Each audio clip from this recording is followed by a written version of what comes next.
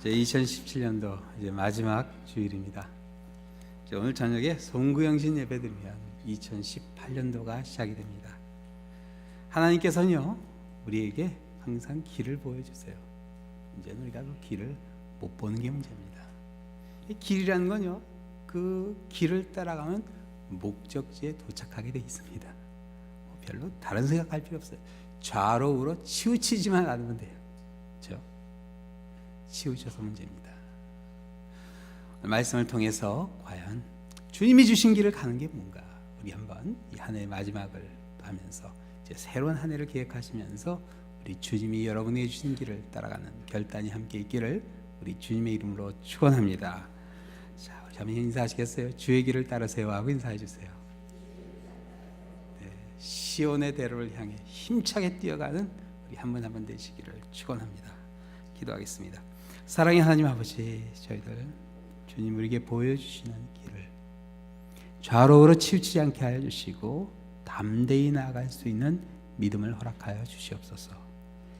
때로는 우리 앞에 바다가 가라앉고 때로는 우리 앞에 범람한 요단강과 같은 강이 막을 할지라도 저희들 담대하게 하여 주시고 물을 가르시고 광야의 길을 내시는 하나님이심을 확신하게 하여 주시옵소서.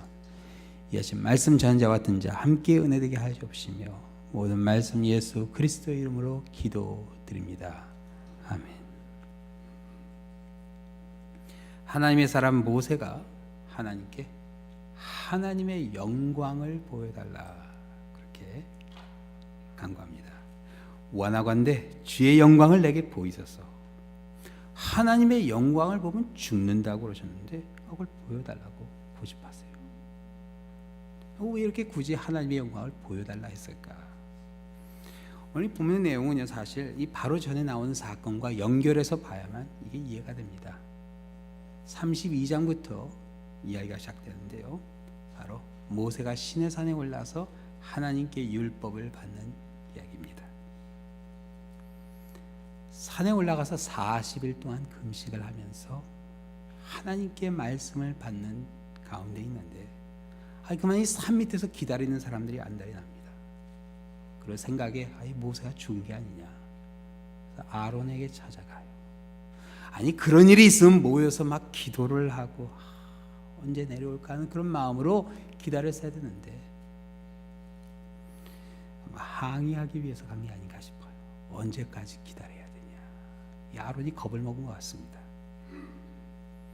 아론이 전혀 예상치 못한 사고를 치는데 찾아온 사람들에게 그들의 아내와 자녀의 귀에서 금고리를 하나씩 가져오라고 해서 금송아지를 하나 만들어 줍니다.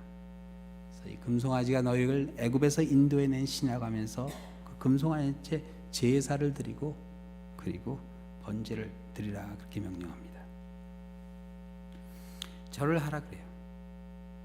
하나님께서 명령하실 때는 그렇게 말이 많던 사람들이 금송아지에다 절하니까 넙죽넙죽 절하고 성경에 보면 먹고 마시고 일어나 뛰놀더라.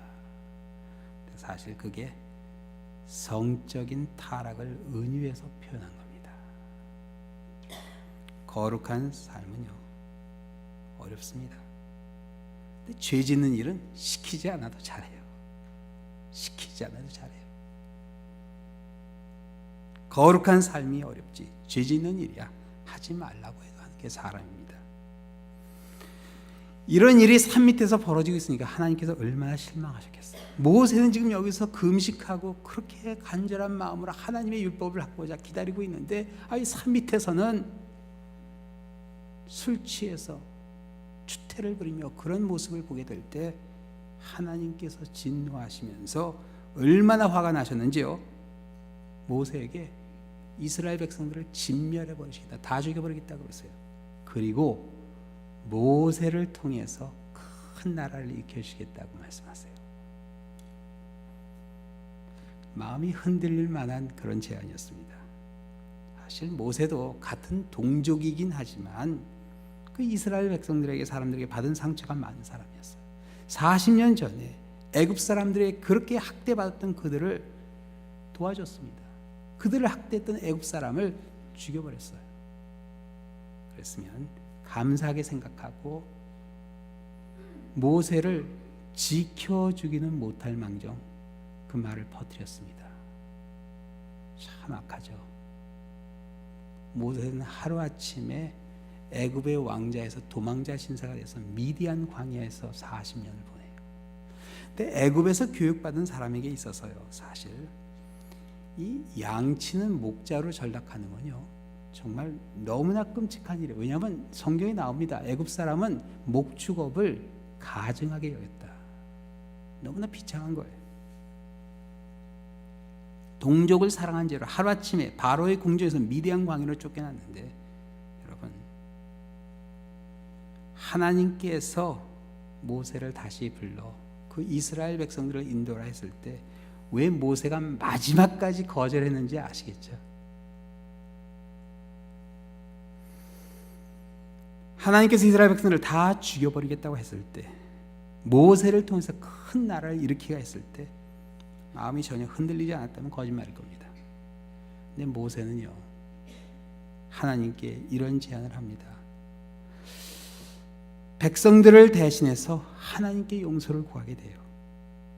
그리고 산에서 내려와 사람들을 회개하게 준비시키고 하나님께서 용서하지 않으면 자기도 함께 죽여버려달라 그렇게 기도하게 됩니다. 그게 바로 32장 31절 32절에 나오는 모세의 유명한 중보기도입니다. 한번 같이 보시겠어요? 성경의 32장 바로 전장이죠. 31, 32절이에요. 성경을 펴시겠어요? 거기 보면 이렇게 나와요. 모세가 여호와께로 다시 나아가 여짜오되 슬프도소이다. 이 백성이 자기들을 위하여 금신을 만들어 싸우니 큰 죄를 범하였나이다. 32절 같이 읽겠습니다. 그러나 이제 그들의 죄를 사하시옵소서. 그렇지 아니하시오면 원하건대 주께서 기록하신 책에서 내 이름을 지워버려 주옵소서. 정말 멋있는 기도예요. 정말 멋있는 기도예요. 하나님 생각 잘하셨습니다. 그냥 다 쓸어버리시고 제가 하나님을 위해서 정말 멋진 나라를 한번 만들어 보겠습니다. 그런 기도했으면 하나님 실망하셨을 거예요. 너도 똑같은 놈이다 했을 거예요. 근데 하나님, 이 사람들을 용서해 주십시오. 용서해 주지 아니하시오면 차라리 제 이름도 생명책에서 지워주십시오. 참 멋있는 기도예요. 모세의 위대함이 보이는 그런 순간입니다. 자신의 생명을 걸고 드린 기도였어요. 아니 이렇게까지 하는데 하나님이 왜 이 기도를 안 들어주시겠어요? 하나님이 기도를 들어주십니다. 진멸하지 않겠다. 근데 하나님의 화가 풀리지 않아요. 하나님이요, 용서는 해주는데 더 이상 함께 가지는 않겠다 그러십니다. 너희들끼리 가라. 너희들끼리 가라. 더 이상 상관하지 않을 테니까 하나님 없이 한번 해보라는 얘기예요.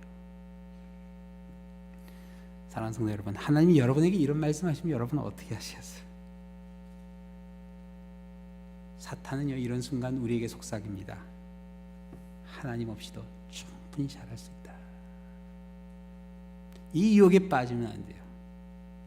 모세는요, 하나님께 한 번 더 간구하게 되는, 그게 바로 오늘 본문의 내용입니다. 하나님이 그냥 혼자 가라 그러니까 하나님 안 됩니다. 반드시 같이 가자. 내가 사자를 붙여준다고 그러지 않느냐, 천사를 같이 가게 해준다고 그러지 않느냐. 안 됩니다. 하나님이 반드시 같이 가셔야 됩니다. 간구합니다. 모세는 이 간구를 하면서 오늘 본문에 보면요, 전에 하나님이 해주셨던 말씀을 언급합니다. 기억해요. 주께서 전에 말씀하시기를, 나는 이름으로 너를 알고 너도 내 앞에 은총을 입었다 하였사온즉. 자, 하나님께서 모세를 이름으로 알았다. 그 많은 사람들 중에 모세라는 이름을 알았다. 그렇게 이야기하는데, 모세라는 이름은요, 물에서 건짐이라는 뜻입니다. 바로의 공주가 모세가 담겨있는 그 바구니를 딱 여는 순간 나일강에서 건졌을 때 모세가 울게 되죠. 그래서 물에서 건졌다 해서 모세라고 이름을 붙여줬습니다. 근데 그 이름은 하나님이 붙여주신 거나 마찬가지였어요. 왜냐하면 바로의 왕명으로 이스라엘 백성의 모든 남자아이가 다 나일강에 던져서 아고밥이 될 때 하나님께서 모세를요 다른 아기들처럼 죽게 하지 않으시고 바로의 공주를 통해서 물에서 건지게 하셨기 때문에 붙여진 이름입니다. 하나님이 직접 모세라고 불러 지어주진 않았지만 모세를 살려주신 하나님의 은총을 증거하는 이름입니다. 모세는 자신이 하나님의 은총으로 죽지 않고 살아있듯이 이제 그에게 베푸셨던, 그를 나일강에서 건지셨던 그 하나님의 은총을 누구에게 베풀어 달라고요? 이스라엘 백성들에게 베풀어 달라 부탁합니다. 그리고 또 전에 있었던 이야기를 하나 더 하죠. 하나님 미디안 광야에서 모세를 부를 때 반드시 모세와 함께 해주겠다 했던 그 약속이에요. 모세가 안 가겠다고 그러니까 내가 반드시 너와 함께 하겠다 그렇게 약속해 주셨거든요. 자, 이 순간은요 하나님보다도 모세가 이스라엘 백성들을 더 사랑하는 것 같아요. 그렇지 않으세요? 생각해보면 이게 하나님의 의도가 아니었을까 싶어요. 하나님이 모세로 하여금 이스라엘 백성들을 자신의 생명보다도 심지어 하나님보다도 더 사랑하게 그렇게 만들어주세요. 그 모세의 모습을 보며 얼마나 기뻐하셨을까 싶어요. 모세의 몸속에는 의인 10명 있어서 소돔을 멸하시겠냐 했던 아브라함의 피가 확실하게 흐르고 있었음이 증명되는 순간이었어요. 모세의 노래에 감동하셨는지 14절에 보면 오늘 보면 하나님께서 친히 가주시겠다 약속하시고 또 모세에게 쉼을 주시겠다 그렇게 말씀하셨습니다. 근데 모세의 반응이 재밌어요. 아니 그렇게 했으면 하나님 감사합니다로 가면 되는데 하나님 그거 갖고는 안 되겠습니다. 하나님의 영광을 보여주십시오. Show me your glory. 말로만 해서는 못 믿겠다고 그래요. 아니 하나님 보면 죽는다고 그러는데 그래도 보여달라고 그래요. 야복강가에 섰던 야곱이 하나님께서 축복해 주지 않으시면 건너가지 않겠다 그렇게 밤새도록 천사와 씨름했죠. 모세도요 자신이 하나님의 은총을 입은 것을 다시 한번 확인해 달라는 부탁이었어요. 하나님의 영광을 보면 죽지만 자기가 살아있는 것을 보게 될 때 하나님이 나를 살려주셨다는, 내가 하나님의 은총 가운데 있다는 그 체험을 해야 되겠다는 뜻이에요. 여러분 대낮에 해를 쳐다보면 2, 3초만 쳐다보다 시신경이 타버립니다. 장님이 됩니다. 그런데 하늘에 수없이 많은 별들을 띄워놓으신 그 하나님의 영광을 우리가 직접 보게 될 때 어떻게 될 것 같으세요? 이 태양만 쳐다봐도 장님이 되어버릴 텐데 그 순간 죽어버린다고 하나님께서 말씀하셨어요. 네, 하나님이 놀라운 일을 하시죠. 하나님의 영광을 보여주십니다. 보여주시기는 보여주시는데 모세가 죽지 않게 보여주세요. 22, 23절의 내용인데 우리 한번 같이 읽겠어요. 내 영광이 지나갈 때 내가 너를 반석 틈에 두고 내가 지나가도록 내 손으로 너를 덮었다가 손을 거두리니 내가 내 등을 볼 것이요 얼굴은 보지 못하리라. 하나님의 영광이 모세 앞으로 지나가는데 지나갈 때 모세를 어떻게 해요? 반석 틈에 두시고 그리고 그 모세를 어떻게 해요? 손으로 덮어주시고 지나간 후에 뒷모습을 잠깐 보여주시겠다. 여러분 좀 전에 말씀드렸죠. 태양을 볼 수 없다고. 근데 금년에 태양을 직접 볼 수 있던 3분의 시간 기억하세요? 8월 17일 네, 월식이 있을 때 일식이 있을 때죠. 네. 3분의 시간. 그 3분 바로 전도 안 되고 후도 안 돼요.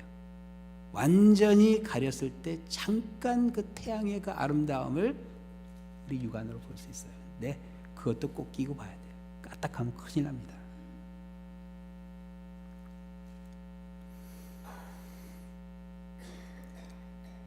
로마서에 보면 모든 사람이 죄를 지어 하나님의 영광에 이르지 못했다 그렇게 나옵니다. 모세라고 해서 하나님의 영광에 이르지 못하다 이를 많지 죄가 없는 것은 아니었어요. 죄인된 모세가 하나님의 영광 앞에 선다면 당연히 죽었어야 할 텐데 죽지 않았던 이유는 하나님이 그를 살려주셨기 때문입니다. 하나님의 영광 앞에 소멸되지 않게 하시고 손으로 덮어주신 하나님의 그 놀라운 은총을 모세는 체험했어요.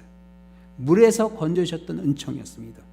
우리 잘 아는 찬송가 391장이 바로 이 구절에서 나오죠. 오 놀라운 구세주 예수 참 능력의 주시로다. 큰 바위 및 안전한 그곳으로 내 영혼을 숨기시네. 메마른 땅을 종일 걸어가도나 피곤치 아니하며 저 위험한 곳 내가 이를 때면 큰 바위에 숨기시고 주 손으로 덮으시네. 힘들 때는 이 찬양 자주 합니다. 메마른 땅을 정말 종일 걸어가는 때와 같을 때가 있어요. 그래도 나를 큰 바위에 숨겨주시고 주님의 손으로 덮어주시는 그 은총, 그 체험 가운데 목회를 해갑니다. 저 위험한 것 내가 이를 때면 큰 바위에 숨기시고 주 손으로 덮으시네. 사랑하는 성도 여러분, 우리의 인생을 살면서 어떤 때가 어떤 곳이 가장 위험한 곳일 것 같으세요? 죄의 유혹이 있는 자리? 사람들이 여러분을 비난하고 모함하는 그런 자리? 그런 자리는요, 믿음만 확실하면 문제거리다 아닙니다. 문제거리다. 저는 목회를 처음 시작할 때도 사람들이 하는 얘기에 참 귀를 많이 기울였어요. 불평하는 사람들, 비난하는 사람들, 모함하는 사람들 어떻게 되나 그런 고민했는데 이제는 상관도 하지 않습니다. 상관도 하지 않아요. 우리에게 가장 위험한 자리는요, 하나님 앞에 서는 자리입니다. 그 자리가 가장 위험한 자리예요. 하나님의 임재를 두려워해야 돼요. 하나님이 함께 하신다는 그 임마누엘의 축복이요, 이사야서에 보면 이게 하나님이 함께 하신다 해서 좋은 것 같은데 항상 심판이 같이 있어요. 우리가 이 성탄절이 임마누엘이라고 그러죠. 하나님의 아들의 세상이 왔다. 근데 결국 하나님의 아들을 어떻게 했어요? 십자가에 달려 죽여버렸잖아요. 그 인간의 모습입니다. 하나님의 영광 앞에 당연히 하나님의 심판을 받아야 할 자신이, 하나님께서 큰 바위에 숨겨주시고 손으로 덮어주실 때 모세는요, 정말 더없이 큰 하나님의 사랑을, 은총을 확실히 체험하게 됩니다. 그 바위 틈에 하나님의 손에 덮여 있었던 그 순간이 모세에게는요, 가장 죽음에 가까이 있었던 순간이에요. 바로 앞에 섰을 때가 아닙니다. 바로에게서 도망갈 때가 아니었어요. 하나님의 그 손에 덮여 있었던 그 순간. 그러나 그 순간이 바로 모세에게는요, 하나님의 사랑을 또한 가장 확실하게 체험했던 순간입니다. 요한복음에 보면 이 사랑을 직접 체험했던 한 여인이 나오죠. 바로 가늠하다 현장에서 직접 잡혀 예수님 앞에 끌려온 여인이었어요. 가늠하는 현장에서 잡혔다고 하는데 참 이상해요. 현장에서 잡혔으면 분명히 두 사람이 있었을 텐데 남자는 안 잡혀고 여자만 잡혀왔어요. 율법대로라면 둘 다 잡혀와야 되는 겁니다. 근데 사실 이게 대낮에 뭐 그런 일을 했다는 것도 그렇고, 예수님께서 딱 성전에서 가르칠 때 그 일이 거기서 일어났다는 것도 이게 뭔가 좀 우연치고는 좀 자연스럽지 못합니다. 이 여인이 결국 예수님을 모함하려고 했던 그 서기관과 바리새인들의 모함에 말려든 겁니다. 말려든 거예요. 서기관들과 바리새인들은요, 모세 율법대로 이 여인을 돌로 쳐야 한다고 아우성쳤습니다. 예수님께 어떻게 하냐 했을 때 예수님이 난처하게 되죠. 죽여야 한다 그러면 돌이 날아갈 텐데 그럼 그 책임을 지게 됩니다. 바로 로마 총독부로 끌려가게 돼요. 로마의 총독의 허락도 없이 사람을 죽였거든요. 여인을 살려주라 하면 그 자리에 모이는 사람이 율법을 무시한다고 아마 그 여인과 함께 돌로 쳐서 죽였을 겁니다. 멀리서 그 상황을 지켜보는 로마 군인들의 눈길, 또 어떻게 해서든지 예수님을 죽이기 위해서, 정죄하기 위해서 그를 바라보고 있었던 서기관과 바리새인들에게 눈길이 모아지는 가운데 예수님께서 앉아서 잠깐 글을 쓰시죠. 뭐라고 쓰시는지 나오지 않지만 글을 쓰시고 일어나 말씀하셨어요. 너희 중에 죄 없는 자가 먼저 돌로 치라. 아마 그 앞에 있는 여인의 귀에는요, 돌로 치라는 얘기밖에 안 들었어요. 나 이제 죽었구나. 아니, 돌로 치라. 나 이제 죽었구나. 근데 그 순간이요, 하나님의 아들 독생자의 영광이 보였던 순간이에요. 돌에 맞아 죽었어야 할 여인이 그날 죽지 않았습니다. 사람들이 양심의 가책을 느껴서 어른으로 시작하여 젊은이까지 나가고 여인과 예수님만 남게 됩니다. 하나님의 손이 그 여인을 덮어주신 거예요. 돌이 날라왔어야 하는 상황인데 덮어주신 겁니다. 그런데 예수님께서 여인에게 했던 중요한 말씀이 요한복음 8장 10절 11절에 이렇게 나와요. 예수께서 일어나사 여자 외에 아무것도 없는 것을 보시고 이르시되 여자여 너를 고발하던 그들이 어디 있느냐 너를 정죄한 자가 없느냐 대답하여 주여 없나이다. 예수께서 이르시되 나도 너를 정죄하지 아니하노니 가서 다시는 죄를 범하지 말라 하시니라. 예수님께서는요, 그 여인이 죽어야 할 그 자리에 그 여인이 갈 수 있는 길을 보여주셨어요. 가서 다시는 이제까지 살아왔던 그 길로 가지 말고 새로운 길로 가는데 죄를 범하지 마라. 죄를 범하지 마라. 죽었어야 할 그 여인에게 새 길을 열어주셨어요. 이게 바로 13절의 모세가 하나님께 했던 말이죠. 내가 참으로 주의 목전에 은총을 입어 싸우면 원하건대 주의 길을 내게 보이사 내게 주를 알리시고, 내가 주의 목전에 은총을 입어 싸우면 원컨대 주의 길을 보여달라. 그렇죠? 하나님의 은혜 없이요 절대로 그 갈 길을 볼 수가 없습니다. 그 여인이 그렇게 방탕한 생활했을 때 똑바로 살아야 된다 주위에 있는 사람들이 얘기 안 해줬겠어요? 그러나 듣지 않았던 겁니다. 결국은 그렇게 머리채 끌려서 사람들 앞에 옷이나 제대로 입었을까 싶어요. 그렇게 끌려 나오는 수치를 당하고 나서야, 그런데 예수님께서 그 죽음의 자리에서 살 길을 보여주신 겁니다. 은혜였어요. 하나님의 은총 없이 그 길을 보지 못합니다. 그리고 하나님이 주신 길을 가고 있다는 그 자체가 하나님의 은혜예요. 이 자리에 있다는 이 자체가 여러분 하나님의 은혜입니다. 이 자리에 함께하고 싶어도 하지 못한 사람들이 있습니다. 사도 바울 같은 경우는 고린도전서 15장에 이런 고백을 하죠. 그러나 내가 나 된 것은 하나님의 은혜로 된 것이니 내게 주신 은혜가 헛되지 아니하며 내가 모든 사도보다 더 많이 수고하였으나 내가 한 것이 아니요 오직 나와 함께 하신 하나님의 은혜로다. 은혜로다. 길이 안 보여서 문제죠. 일단 길이 보이면 목적지에 도착하는 건 시간 문제입니다. 사랑하는 여러분, 혹시 길이 보이지 않으시나요?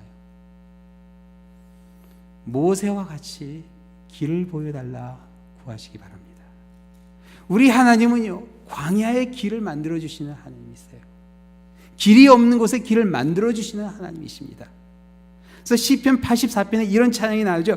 주께 힘을 얻고 마음에 시온의 대로가 있는 자는 복이 있나이다.